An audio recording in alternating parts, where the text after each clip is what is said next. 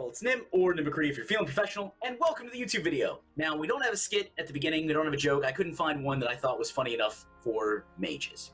So, on to the Shadowlands Alpha Mages.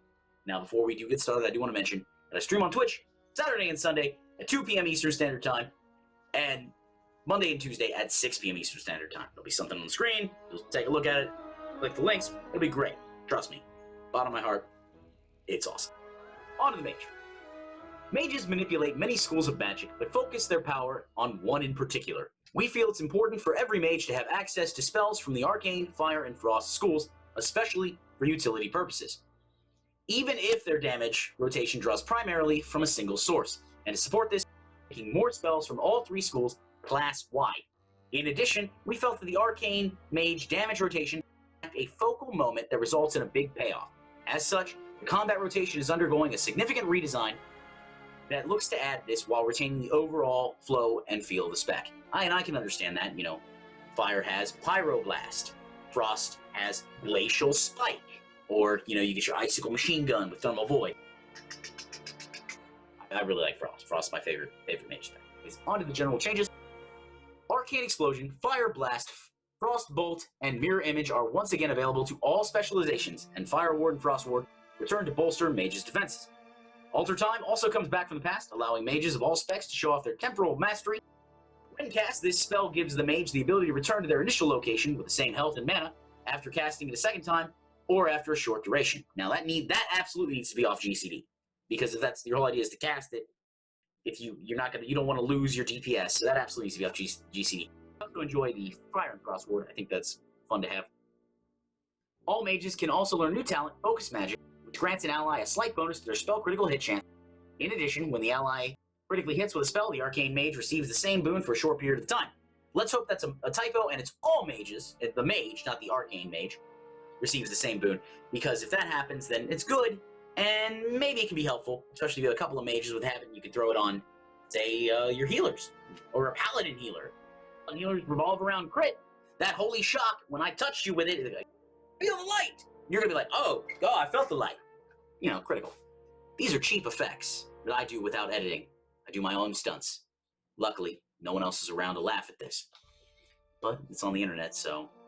Anyways. On to Arcane. Wild, untamed magic wins through the Shadowlands, and Azeroth's most chaotic magic wielders can't wait to channel it.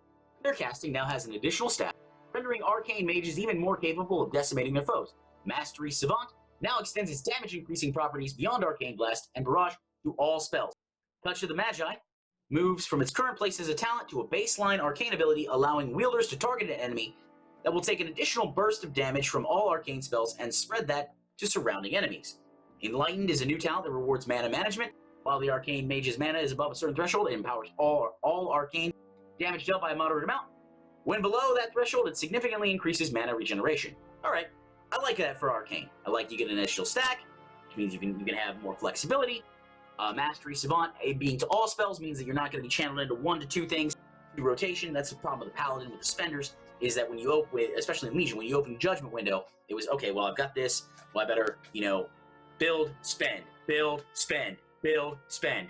And some people can like that, but if every class is a build-spend class, then you lose a lot of the uniqueness. And of course, Enlightened. I like Enlightened. It'll be a passive, obviously, and even though it's a passive, it doesn't mean it shouldn't be good. I do know that they said, well, passive should be, Eon was like, passive should be, middle of the road. And it's like, well, yeah, all right, Ian, I get it. It should, but there can be at least one class where passives are awesome. Let passives be awesome. Mages now have more control over how and when they spread their Ignite with a redesigned Mastery Ignite. Fire Blast now serves as the catalyst. When used against an enemy who is ignited, it spreads up to 8 enemies close to your target. Fire Mage's talents are also getting a few updates to help promote different playstyles based on the situation they face. Blast Wave now does more damage, and an increased slow duration helps keep enemies at bay while melting their health away. For mages who want to watch the world burn, the cooldown reduction provided by Kindling is increased, allowing the mage to get their combustion back faster for maximum critical strike goodness. The damage bonus that Pyroclasm grants is also being increased, making the reward for casting the next non-instant Pyroblast much more satisfying. Okay, that's not bad. I never really could get the hang of Fire to play at a level that I thought was competent. but these seem to be okay changes, especially the increased cooldown reduction on combustion. We love combustion. I'm not sure that any mage should really ever want to hardcast Pyroblast. I mean, that would have to be quite the damage buff. But, hey, you know, you can tune the numbers behind things, so I'm more worried about how classes interact with each other and less about numbers, or the class abilities interact with each other and less about numbers. Because again, numbers, with a simple tuning patch, I can turn this from a water pistol to an atom bomb. On to Frost. With the addition of Mirror Image and Alter Time, Frost Mages will have some cool new abilities to weave into their gameplay. One of the more noticeable changes to Frost Mage in Shadowlands is an update to Flurry's Winter's Chill debuff.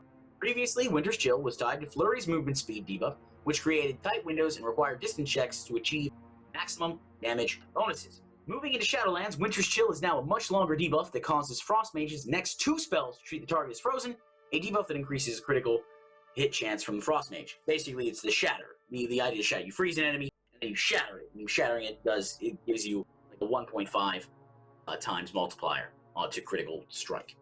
Alright, I like that for Frost Mage, especially because Winter's Chill would just gone. It's gone. Literally, that's how long that.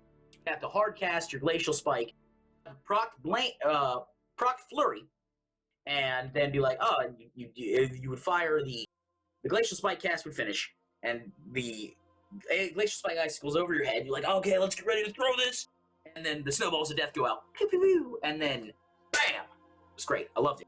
That was one of my favorite things about the Frost Mage. So guys, these have been the Mage updates.